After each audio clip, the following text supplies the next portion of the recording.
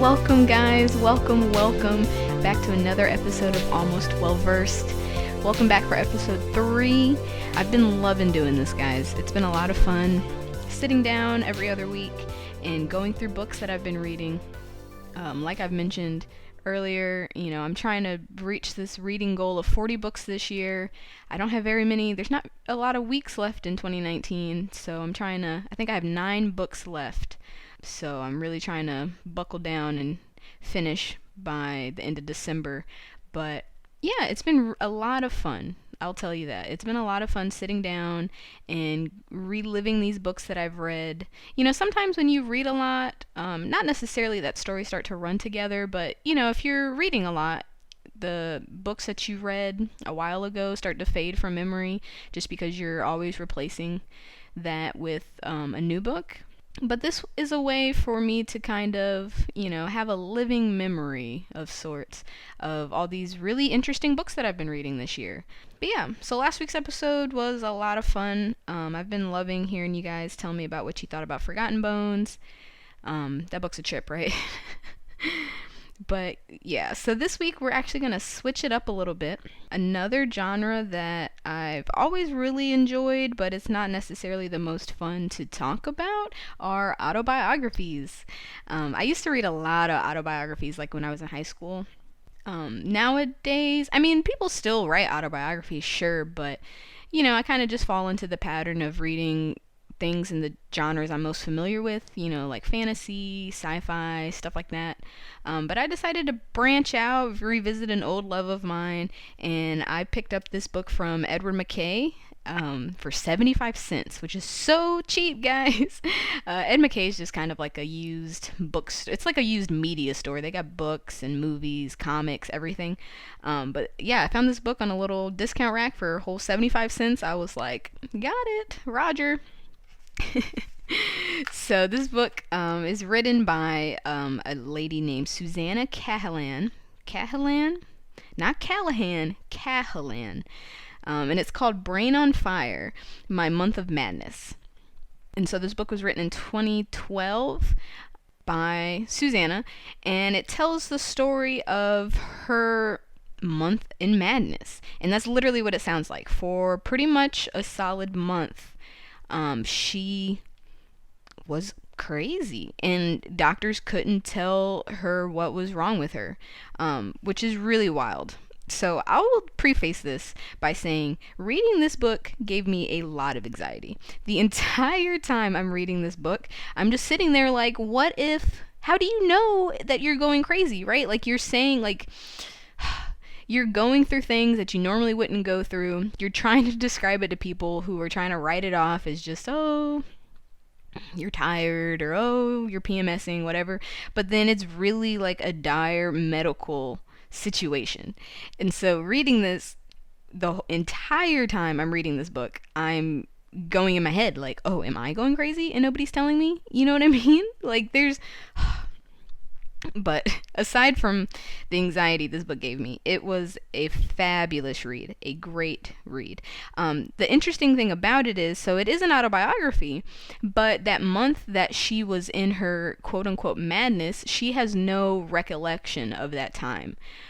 So, I'll get into it, like, what really ended up happening in her diagnosis and stuff like that, but for that month, one of the symptoms of her sickness was short-term memory loss. And so it was pretty much a solid month when she was in the hospital. And the only recollection she has of those days are either her parents kept a diary of what was happening like day to day when they were talking to doctors and stuff. So she has that to go off of. There's various like videotapes that they did while they were observing her. She's got like, reels of tape when she was being observed when she was in the hospital, and then, just stories from her family and her significant other of during this time period. So it was really interesting, her writing a book describing the time that she doesn't even remember. But yeah, so let's jump right into it, right? So at the start of the book, this happens to her when she is 24 years old. And so I'll tell you this, leading up to this time, Susannah was completely a regular person, right? So, like, she lives in New York, she's got a good job. She was actually a journalist for the New York Post, and she had started that job right out of college. She's got a great stable relationship with a boyfriend named Steven.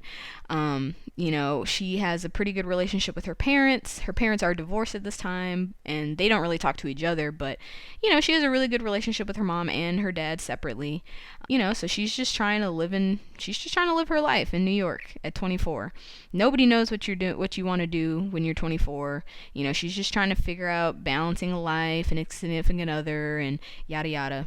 And so the book starts, it jumps right in how she first recognized something was wrong, like that not everything was right, okay? So seemingly overnight, she becomes obsessed with the idea that her apartment is infested with bed bugs. And so she was never really an anxious person or anything like that up until this point. And so when she literally wakes up one day and convinces herself that her apartment is infested with bed bugs because she finds like 2 little bites on her arm, right?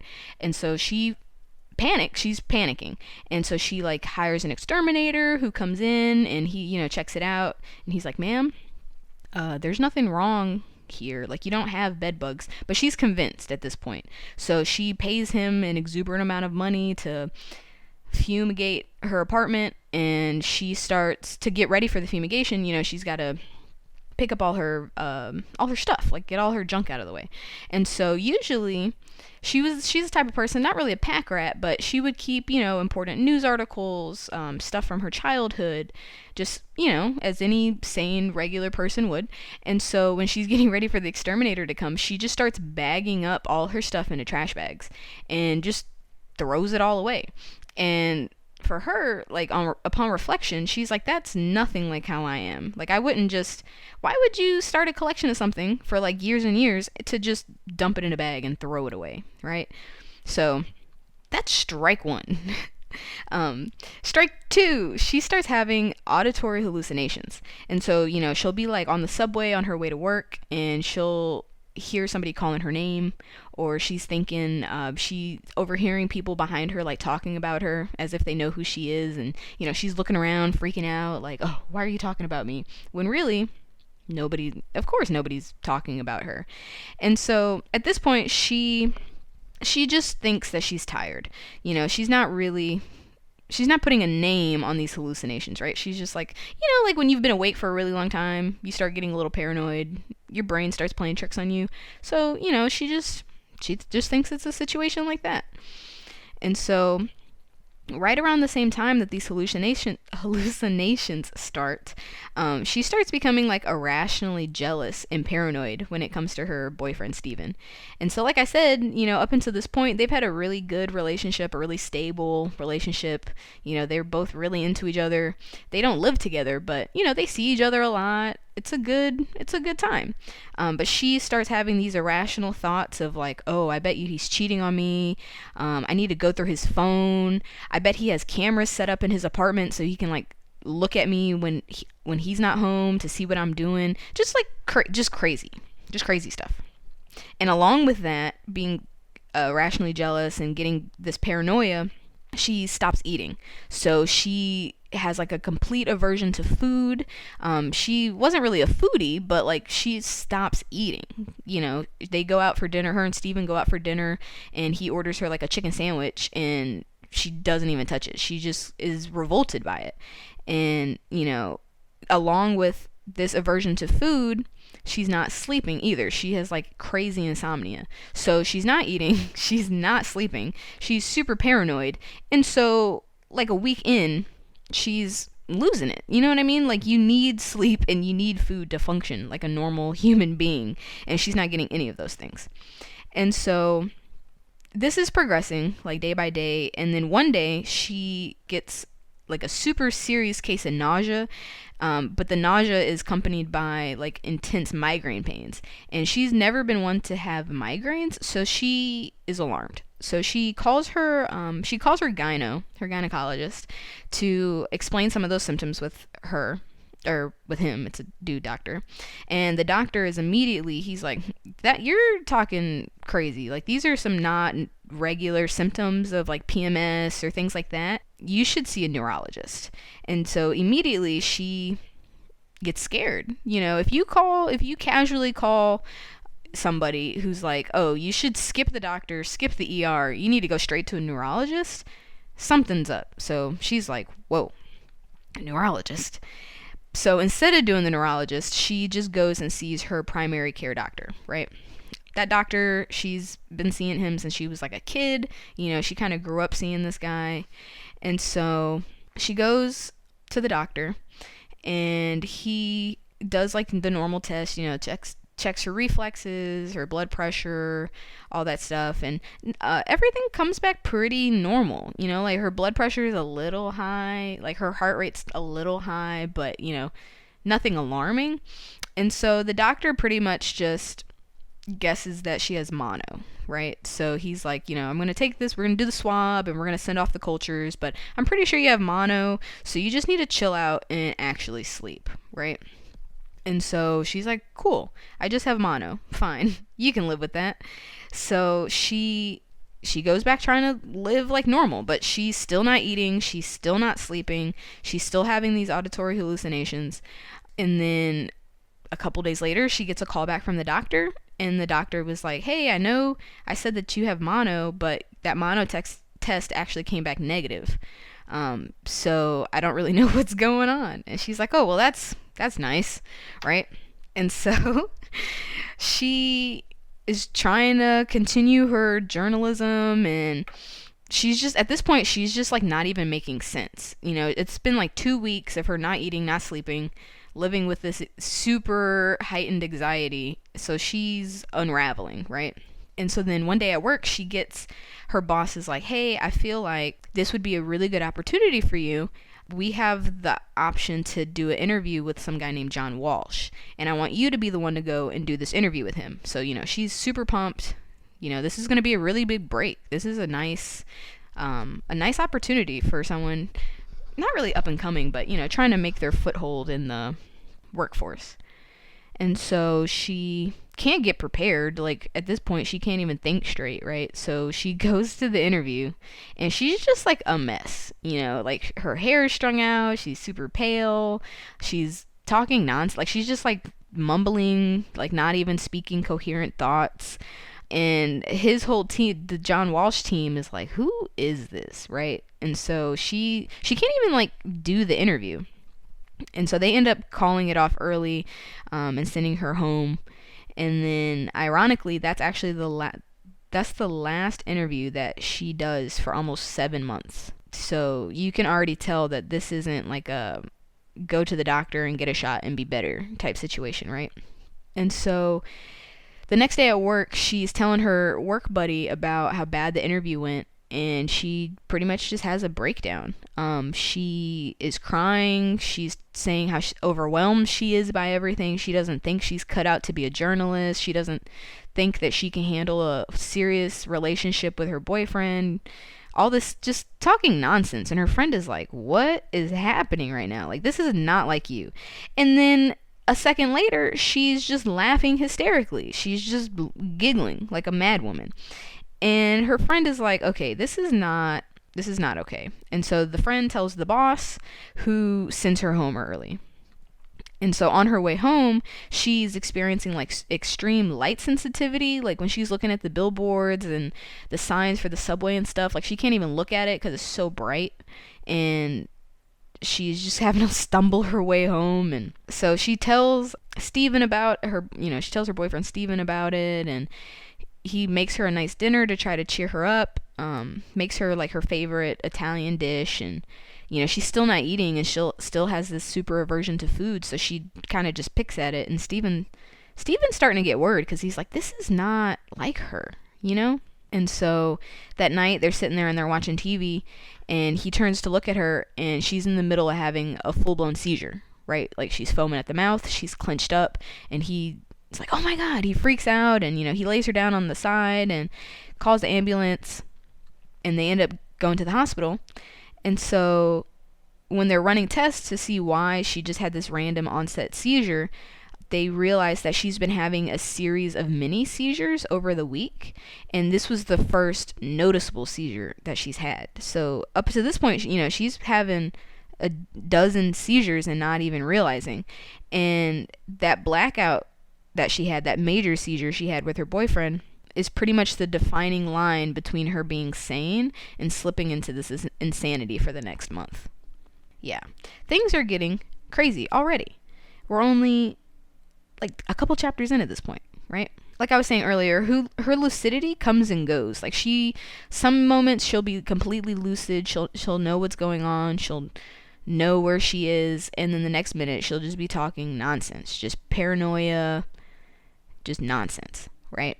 While she's in the hospital and they're running these tests on her, trying to figure out what is causing these seizures, they realize that the most of her seizures are happening in her temporal lobe, which is what's causing all of her migraine-like symptoms. The light sensitivity, the aversion to food, the bipolar symptoms, things like that. They're all related to your temporal lobe.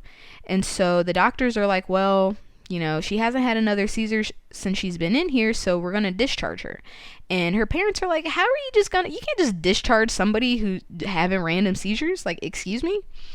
But so they do discharge her because they're like, there's nothing more we can do for her, but we do recommend that you go see a neurologist. And so this is the second time a neurologist has come up in conversation, right? And so her parents are like, well, I guess we gotta take her to a neurologist, right? And so the parents take her home. They don't trust her to be alone, right? So the parents take her home. Well, I think her mom takes her home and sets her up to spend the night with her. And at this point, she's completely not acting like herself, right? So she's being like loud and demanding. Like they go out for dinner to a restaurant and she just marches in there and is like, I want food. And they're like, excuse me? Like she's just standing in the middle of the restaurant like, I want food. I want chicken fingers and I want french fries now. And they're like, all right. And her mom's like, chill out, girl, sit down. Yeah, so like I said, her parents take her to their house just to keep her eye on her, and they want to take her to the neurologist, but of course you have to make that appointment a ways out, so there's no like immediate openings. So the mom gets the idea to take her to their psychiatrist, and the psychiatrist takes one look at her and is like, oh yeah, she's bipolar. And the parents are like, how do you just know that? Right? Like you haven't done any tests, you haven't looked into her medical history or anything like that. And the psychiatrist is like, yep, that's it. She's bipolar. And so, Susannah hears that. And so when people start asking, how is she feeling? She's just like, yep, I'm bipolar. That's it. But her mom and her dad, both of them are like, I don't believe that. Right? So they want her to go to the neurologist, actually get like an EKG done, intensive tests, because she's not acting like herself, right? And so the next week, she pretty much takes the next week off of work. She's just hanging out at the house with her mom, but like literally every day she's just mentally deteriorating. She's getting worse and worse. Like she can't form full thoughts. She's just rambling. She's really just reverting to childlike behavior, which is alarming, right? And so her parents finally get her in to the hospital for an emergency EEG. And so when she's in there, they're running the test, and then she gets the idea in her head that her parents have orchestrated this whole thing, right? She's not sick. Her parents have hired this doctor and hired this nurse to set her up to think that she's crazy because they want her back home with them. And as soon as you hear that, you can think, oh, she's experiencing extreme paranoia, which is even worse. Like slight paranoia is fine. It's not healthy per se, but it's fine. But this is a lot. Like this is extreme paranoia. The parents put their foot down and they're like, girl, you're talking crazy. Like, what are you talking about, right? And the doctors, after they get like the EEG results, they're like, well, all of the tests came back normal. Like everything came back completely normal. So I don't know what we should do. But the parents are like, we can't take her back home, right? Like, look at her. She's acting like a child. We can't do this anymore. You have to admit her. And so they finally get her admitted to the hospital at NYU. just for 24 hours so she can be watched, because she has 2 more seizures up to this point. So she's had 3 major seizures, and then who knows how many mini seizures, and they don't know what to do. So they put her in the epileptic ward just to be observed for these 24 hours so they can, keep a track on brain activity, things like that. But it's literally at that time, her getting admitted to the hospital is her identifiable moment of her loss of self. The book's kind of split into 3 parts. So we've got that part, which is the first part, which is like her descent into madness. We've got what makes up the biggest chunk of the book, which is her hospital stay. And then the third part, which is her recovery. And so in this hospital section, like I said, she gets admitted. At first, it's just supposed to be for a 24-hour observation. She has another seizure. So at this point, we're up to 5 seizures over the past 3 days, even after the doctors prescribed her anti-seizure medication, right? So obviously this medicine is not working. They don't know what's causing these seizures. And that first night that she's there, she actually tries to break out because, like I said, she's been having this extreme paranoia. She thinks her parents have orchestrated this whole thing. So she's convinced herself that she needs to break out. She's being held against her will and she needs to get out of here. So she tries to run, but, of course, she gets caught by hospital staff and they put her back in the room. She's just she's still deteriorating, right? And so she gets assigned like her main doctor, and then that doctor consults another doctor, and on and on. And so she ends up with a team of doctors trying to figure out what's going on, right? So she's got like multiple neurologists, a couple med students, psychiatrists. They're all trying to interview her, trying to, get a hold on exactly what her symptoms are and what is happening. But she's exhibiting like extreme manic behavior. And to do like a proper interview, you have to be in a right state of mind, right? So they can't continue with these interviews.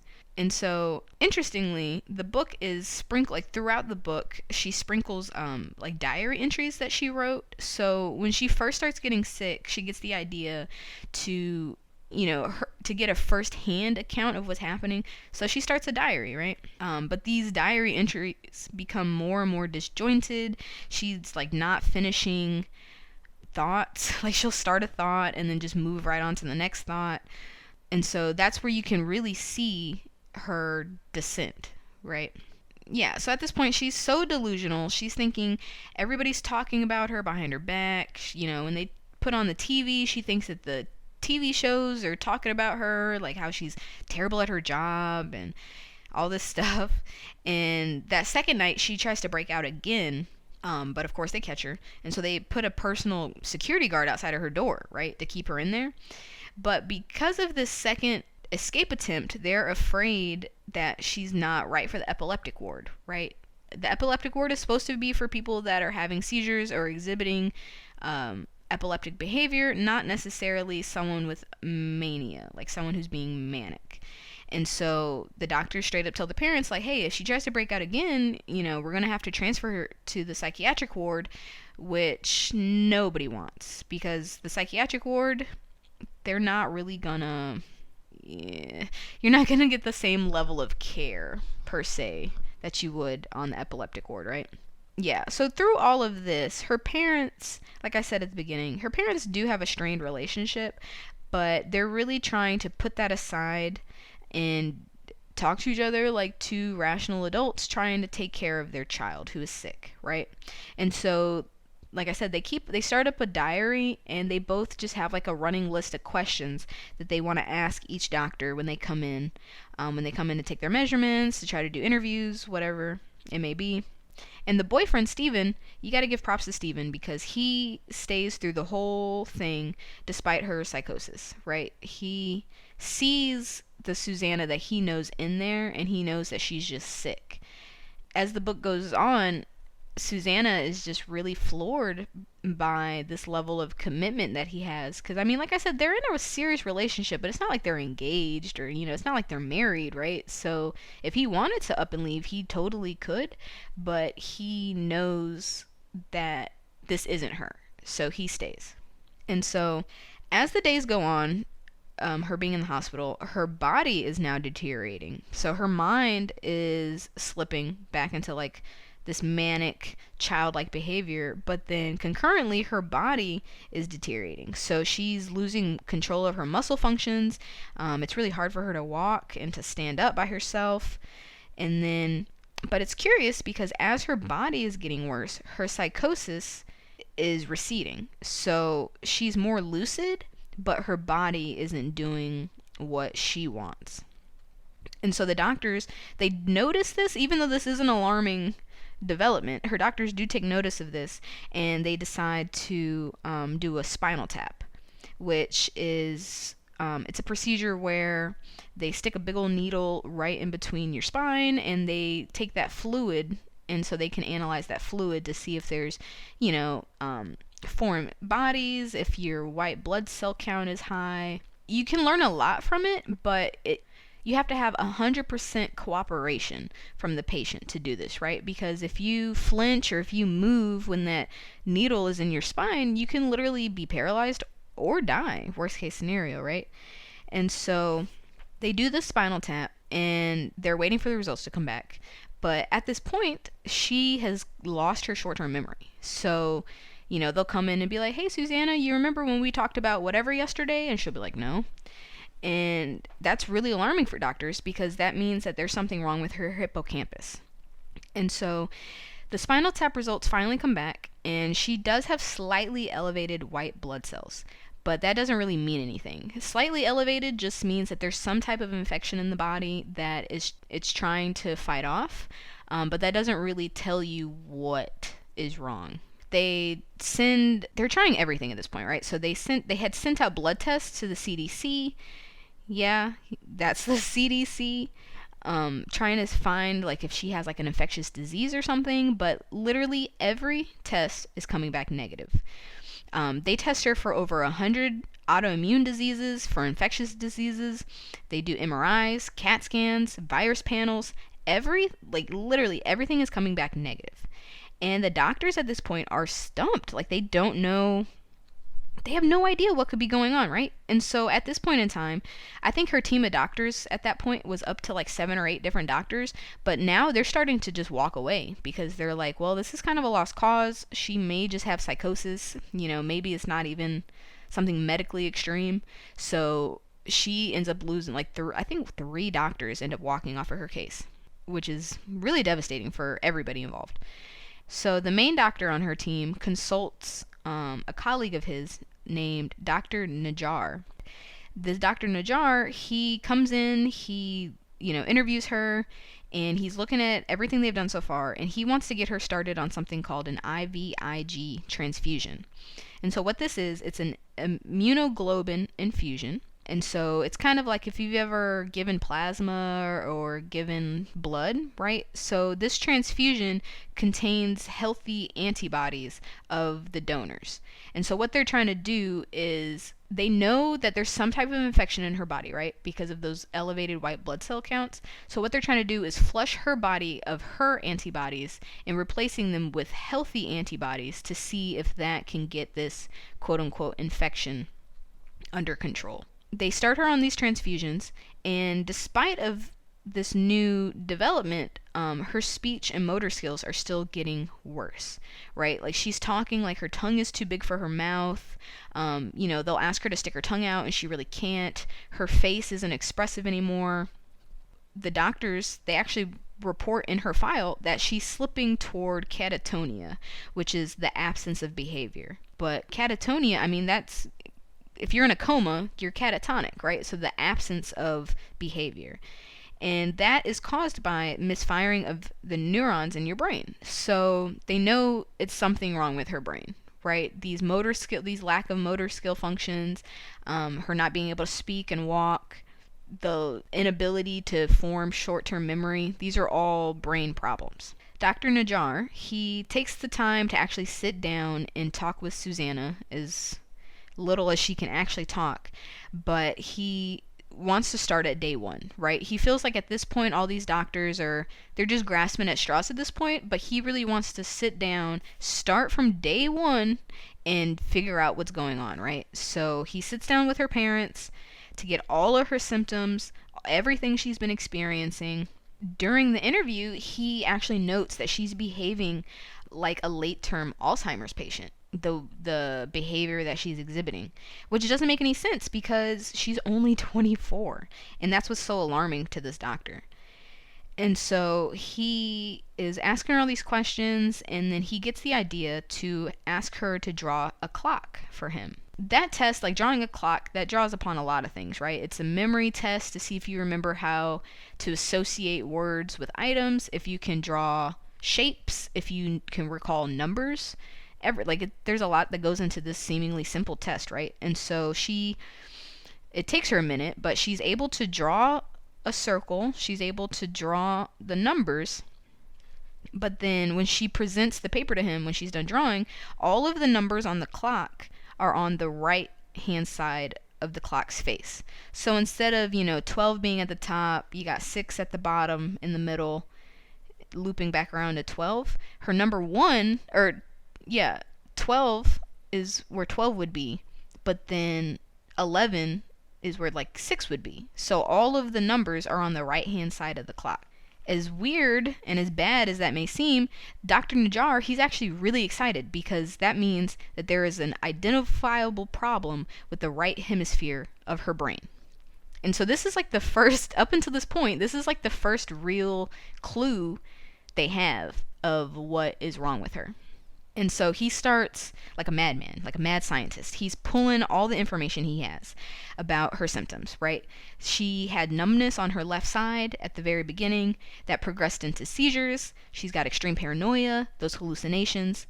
All of this links back to the right hemisphere of her brain possibly being inflamed. And through that, he guesses pretty much that there has to be some type of autoimmune disorder going on, right? But they have no idea what, because if you remember, the CDC ran her blood for 100 plus the most common autoimmune diseases, and they all came back negative. And so when he gets all these symptoms and starts trying to piece them together, he literally describes it to her parents as her brain being on fire. It's so inflamed and it's so overstimulated that it's starting to stop functioning correctly. And he wants to know why. Why is her brain under attack by her own body? After talking to the parents, Dr. Najjar, he decides that the best course of action would be a brain biopsy, and as soon as possible, if they can. And as soon as you hear brain biopsy, that's when it starts getting really scary. I mean, up until this point, it's really scary because she's acting like a completely different person at this point than she normally is. But a brain biopsy is literally cutting open your head and taking a piece of your brain to study. That's scary. That's a lot. And her parents are immediately terrified by this idea. And then the dad, he sits and he looks at the doctor and he was like, would you do it? If you were in the same situation, would you do it? And the doctor just looks at him and he was like, if that was my child, I would do a brain biopsy. And that's what influences the parents to okay the operation. That was a Thursday. And so that following Monday, they prep her and they do the brain biopsy. They make an incision over her ear and they cut open her skull and they take a piece of the brain out and they staple it all back together. And so by looking at the biopsy results, this confirmed Dr. Najjar's suspicion that her brain is indeed inflamed, very inflamed. And so what's curious, right? So we're going to go into a little science here. What's curious is the brain is considered to be immunodifferent from the rest of the body, right? So you've got antibodies floating around all throughout your body that deal with various sicknesses, viruses, whatever. But those antibodies normally don't reach the brain. So the brain is surrounded by something called the BBB, the blood-brain barrier. And that BBB, it regulates the passage of substances into the brain. So pretty much what it does is it stops most things floating around in your body from entering your brain. But in Susannah's case, the immune cells being let in are actually attacking her brain. Specifically, that right hemisphere is what's really getting pounded. So Dr. Najjar, even though they don't have a name for it, like for what is ailing her yet. So he wants to get her started on aggressive steroids, like aggressive ass steroids, to try to reduce some of that inflammation and to calm her immune system down, because her immune system is in overdrive right now. For whatever reason, it is attacking her brain like aggressively, like how your immune system would attack bacteria or a virus, but it's doing that to her brain. And so he's trying to get that under control before they can do anything else, right? Because if your brain is too inflamed, if your brain swells too much, that can cause permanent brain damage. So her samples get sent to a Dr. Dao Miao. This doctor actually revolutionized research on anti-NMDA receptor encephalitis. Okay, that's a lot of science jargon. I know.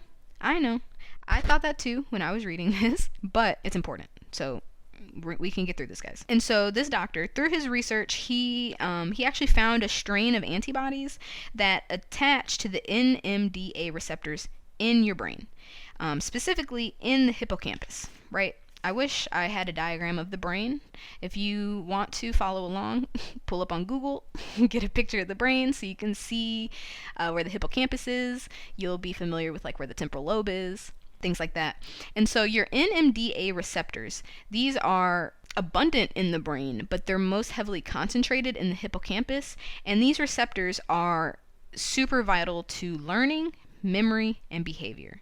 And so if these receptors become incapacitated, the mind and the body will literally fail. They did research like on rats where they would inhibit those NMDA receptors.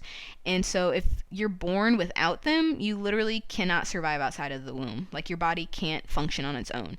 If you have minimal function of those NMDA receptors, you'll be able to do those automatic functions like breathing, your blood's able to regulate, but you won't survive very long because you can't do things like swallow, you don't have awareness, things like that. So these NMDA receptors are literally vital to living. Like you need those to be able to function. And like I said, the majority of these NMDA receptors are located in the hippocampus, which is the primary learning and memory center for your brain, and also in the frontal lobe, which is the seat of higher learning and personality. I looked this up on Wikipedia. That's why I'm spitting definitions at you. But yeah, so what's happening to Susannah is the antibodies in her body are binding to the neurons in the hippocampus and her frontal lobes, and it's making them unable to send or receive signals. So for whatever reason, her antibodies see her NMDA receptors as bad and are attacking these receptors, and it's literally making her body deteriorate. Because like I said, with that rat study, if you don't have these receptors, you literally die. Like your body can't auto-regulate. And so the Dr. Dao Miao, he analyzes her samples and indeed identifies that she has this anti-NMDA receptor autoimmune encephalitis. And when he discovers this, Susannah is actually only the 217th person ever to be reported with this case, which is wild. So to recap up to this point, we've had a brain biopsy. They cut a piece of her brain out. They send some samples. They keep some samples and they send them off to this Dr. Dao Miao, who analyzes them against his previous research that he'd done in rats. And indeed, she has an anti-NMDA receptor autoimmune encephalitis. Pretty much what that means is her body is trying to kill itself in like the most layman terms possible, right? So at this point, we've got a name. The doctors are ecstatic. We have a name for what is wrong with her, so that means we can make a game plan, right? And so the Dr. Dao Miao, he wants to start her on an aggressive 3-step plan, on a 3-step treatment, right? So we've got step 1, which is the aggressive steroids that's going to reduce her body's inflammation, specifically in her brain, to stop potential long-term brain injury. We're going to have that IVIG transfusion that's going to flush her body of her antibodies and replace them with healthy antibodies, and something called plasmapheresis, which is the term of flushing her body of her antibodies. So think about it like this. Like if you donate plasma, right, they pull out your blood they spin it fast enough to separate the plasma from your blood, you get replaced with your blood and they keep the plasma. So something like that, where they're going to draw out her antibodies, but at that same time they're going to be replacing them with healthy antibodies to try and regulate her body. At the same time that they start her aggressive treatment, they want to do like a cognitive interview with her to really see, to get a baseline of where she is cognitively. So at this point, she's experiencing extreme lethargy. She's barely moving. She tires out really easily. She's having trouble recalling specifics. Like she pretty much exhibiting behavior of somebody who had a serious brain injury, right? But the doctors are curious because they're not really sure if this language deficiency is medical, like if it's onset by all the medication she's on, or if it's actually like a cognitive disability because of her sickness. And what's really interesting about the whole case, right, is that through all of this, minus the memory loss, but Susannah is very aware of her lack of ability. Like, she knows that she can't talk and that she can't walk well, but it's frustrating because she just can't make her body do what she wants, But even as frustrating as that is, for doctors, that's a good sign because she's self-aware. She's self-aware to know that something's wrong with her, even if she's not able to overcome it yet. And so that same day that they want to do these cognitive ability tests with her, that's when the test results actually come back that yes, she does indeed have officially anti-NMDA receptor encephalitis. And they literally, and when I say literally, I mean literally caught the disease at the last minute. Because the way the disease progresses is you go from like flu-like and migraine-like symptoms, which progresses to psychosis, which is, the paranoia, the mania, hallucinations, things like that. And then it progresses into the catatonia stage. Once you enter catatonia, there's really no way to come back from it, right? At this point, she is at the beginning of the catatonia stage. That's marked by trouble breathing, coma, most times death. And so at this point, like I said, she is having trouble moving and having trouble with her train of thought. And so the doctors really find it imperative to start her treatment to try and reverse this, right? And so through all of this bad news, through all this science jargon, through all this bad news, the doctors do actually have some optimistic views about her case. It turns out that about 75% of patients that do have this encephalitis fully recover. They may experience some side effects, but for the most part, they're fully recovered. You've got 20% that remain permanently disabled on a varying scale of disability, and then about 4% of patients do die. But her doctors are really confident that she's going to get at the minimum, she's going to get 90% of the quote-unquote old Susannah back. Which for them is good news, but for Susannah, that's good and bad, right? Like, what does it mean being 90% of yourself? Does that mean like you're not going to remember things? Like, is your memory going to suck, or is your personality going to be completely changed once you come out of this? And the scary thing is there's no real way to know. It's a cognitive, things that deal with the brain are weird. They really vary person to person. There's no real way to know for sure what's going to happen. It's curious because for some reason the disease surfaces mostly in people that have a teratoma, which is a type of ovarian tumor. Sometimes they're benign, sometimes they're malignant. Most times you do want to get them removed because they're, on your ovaries. But it's curious because in Susannah's case, she did not have a teratoma.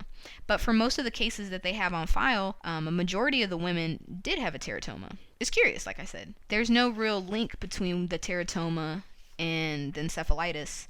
And then it's also strange because the people that have the teratoma that end up developing this encephalitis will stay in quote-unquote remission. We've got a diagnosis, we've got a treatment plan, and so at this point the rest of the book just really journeys her process of recovery.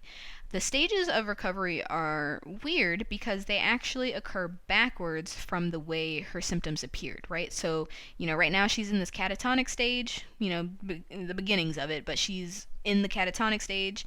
So then she's going to regress back into psychosis for a while, and then from psychosis should be back to normal. What's most interesting is that she's exhibiting symptoms that are associated with a brain injury. But like I said, she's completely self-aware. She's aware that she's not able to recall words and that she's not able to do simple math or to walk by herself. But it's just frustrating because she can't do the things that she knows that she should, right?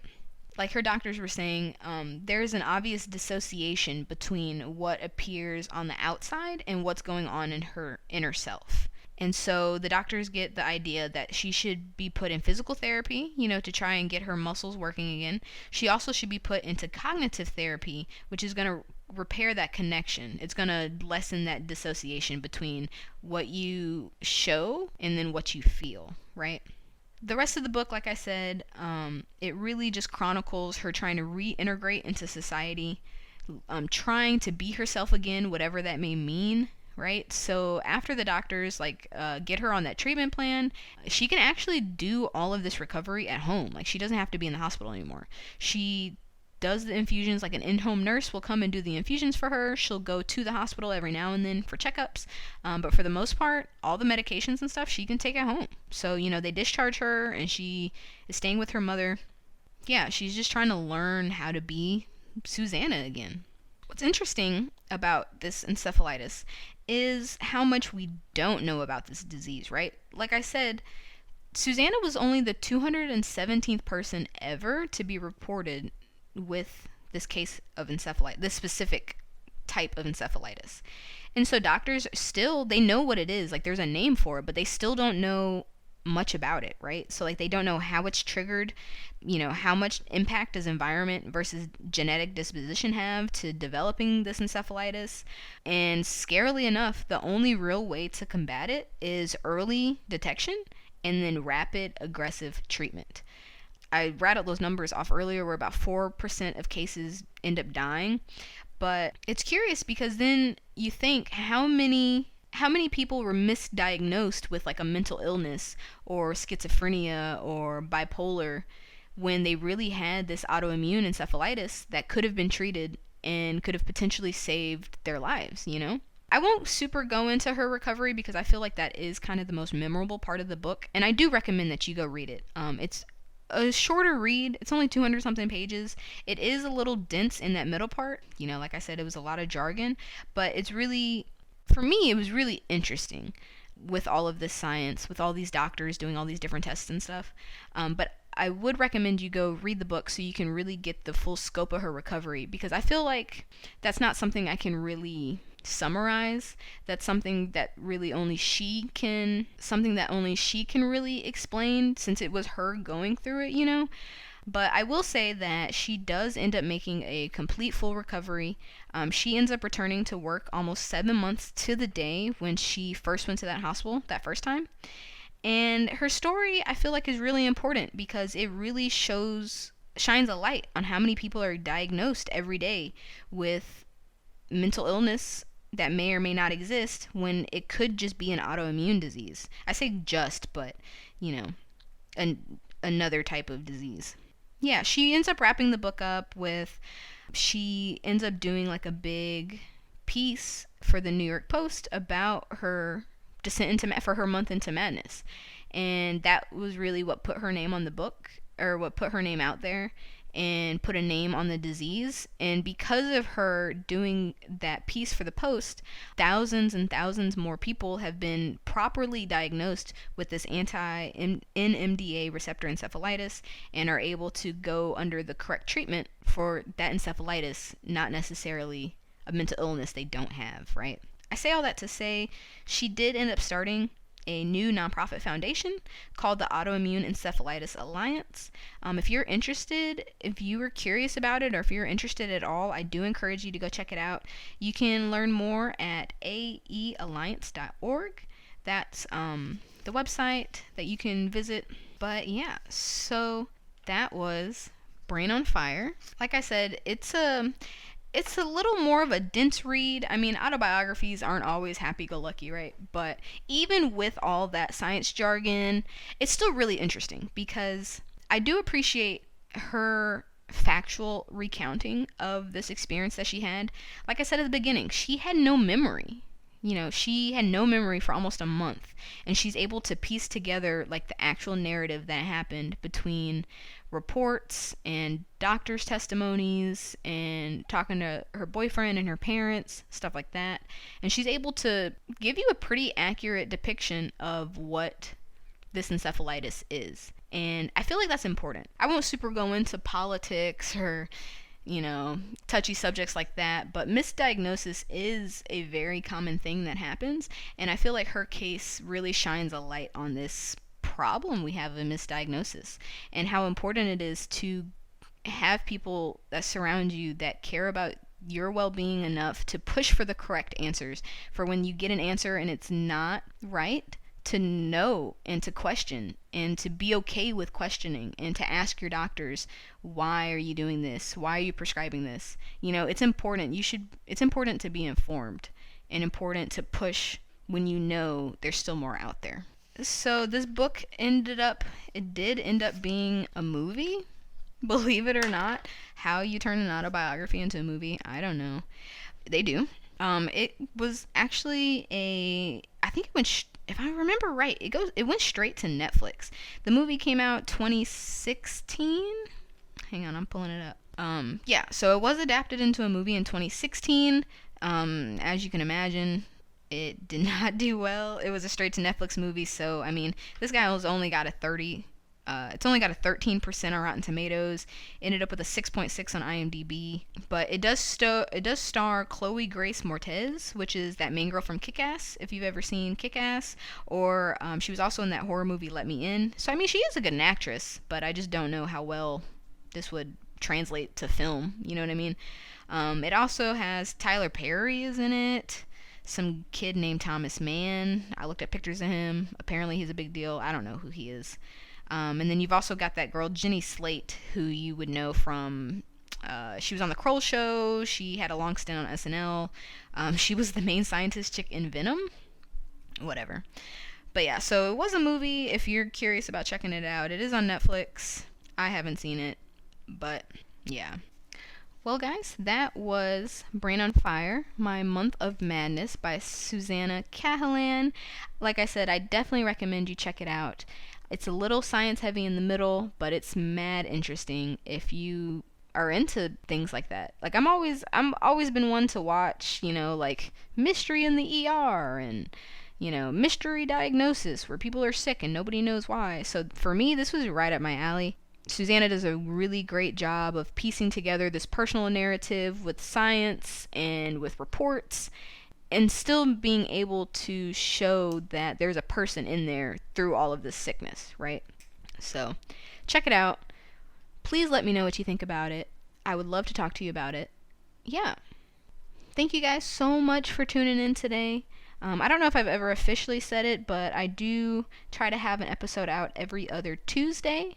Just because there is some work that goes into making an episode, right? Like, I'm currently reading a book, but then I've got to take notes on a book that I already read, so I'm kind of skimming through it, lightly rereading it. So at any given time, I'm juggling like 3 books at one time. So there's a little bit of work that goes into it, and then, editing, whatever. But yeah, so every other Tuesday is my goal. Check me out on Twitter. It's AWV Podcast. I'm on Instagram. On the gram, as cool kids call it. I'm on Facebook. Make sure to give me a like. And if you're listening on YouTube, make sure to like and leave me a nice comment if you enjoyed it. And share it with your friends. Yeah, I just like books, guys. Books are fun. And with that, I'll see you next time. Bye!